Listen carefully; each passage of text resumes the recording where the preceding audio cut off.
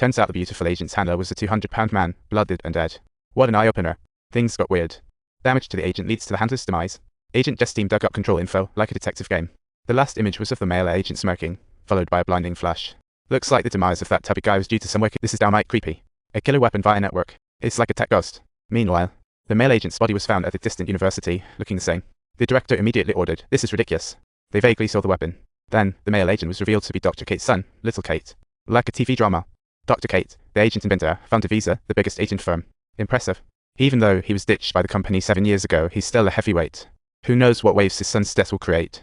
The two agents went to the doc's house for an investigation, only to find a young agent welcoming them. But of course, they weren't there for the case's truth.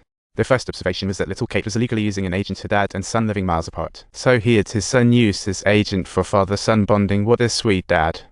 Using someone else's agent is a heavy crime, but Dr. Kate acted like he was above it all, like a kid with a temporary internet addiction. He was clueless about whether Little Kate angered someone, totally flabbergasted. So, it was speculated that the culprit's intended target was not Little Kate, but the doctor himself. Unfortunately, Little Kate, acting as the doctor's surrogate, ended up being mistakenly killed. Obviously, the doc knew something, but chose the silent treatment and abruptly cut the agents. After getting nada from the doc, they rushed over to Visa for help talk about a collision of forces. But Visa's PR insisted agents' injuries were harmless, ignoring evidence as if overjoyed. A lady kept butting in as if she had important info, causing Agent G to boil with rage. After failing to squeeze help from management, they headed to tech support, where the engineer was super eager to assist. The engineer examined the chip by Agent G, concluding it was toasted instantly. Visa serves not only the public, but also the military, quite the pacifist company. The military agents had no bullet holes or scars, but lo and behold, the eyes and chips were mysteriously missing. This was just like burnt-out agents' jaw-dropping for the three. Had the homicide reached the military? At the military base, drills were in full swing, and an unlucky soldier got hit, forcing the handler to disconnect. Moments later, he connected to another soldier and kept fighting, like some zombie army. They continuously honed their battle skills through time, and again, death's truly giving it their absolute all. The general vehemently denied the existence of such weaponry, claiming those missing eyeballs and chips were for battle analysis. Your buddy. The general wanted to cut the chit-chat short and shooed them away. Fortunately, good news came from the police. They tracked down the perp's info. Turns out he was a repeat offender, like a cat playing with the mouse, getting released easily. Clearly, there's a big shot in the police helping him out. Now that they knew who he was, tracking him down was a piece of cake.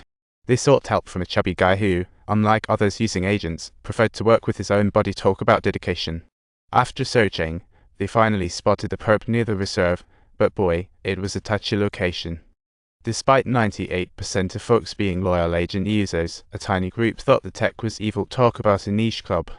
They urged the government to pass anti-agent laws and formed a human alliance. Talk about a dystopian scene. The perp was on the run, and the police alliance deployed ground and air forces. Way to go. The perp fled, causing accidents, but thankfully agents filled the streets, minimizing casualties. As the perp neared the reserve's edge, he finally got cornered and had to veer into a side alley. Even after taking a tumble, the perp didn't care, sprinting down the alley like a Superman. Out of desperation, he whipped out that scary weapon, pressing the button and unleashing a jolt of electricity in an open season. The pursuers were attacked immediately, suffering heavy casualties, while the handler also got fried. Truly a thunderous situation. The driver was mercilessly fried, and returning to his body was inevitable. What a gory scene. The perp eliminated the pursuers and was reluctantly heading for the human reserve, but agents weren't allowed in human territory. Ignoring the planes headed for the human reserve, Agent G finally found time to connect his agent, gearing up for the crash challenge ahead. Just as he settled in, the plane crashed into a reserve building, skidding to a stop in an open space, wing flapping like crazy. Chaotic havoc ensued, people ducking and covering, and Agent G was violently hurled from the cabin. Then came the explosion, yet Agent G crawled out from the rubble, only to find no casualties around. What a miracle. And then he noticed his right arm had completely detached, oozing blue liquid. What a mechanical freak. At this point, severely damaged, he should have hightailed it out of there to avoid conflict.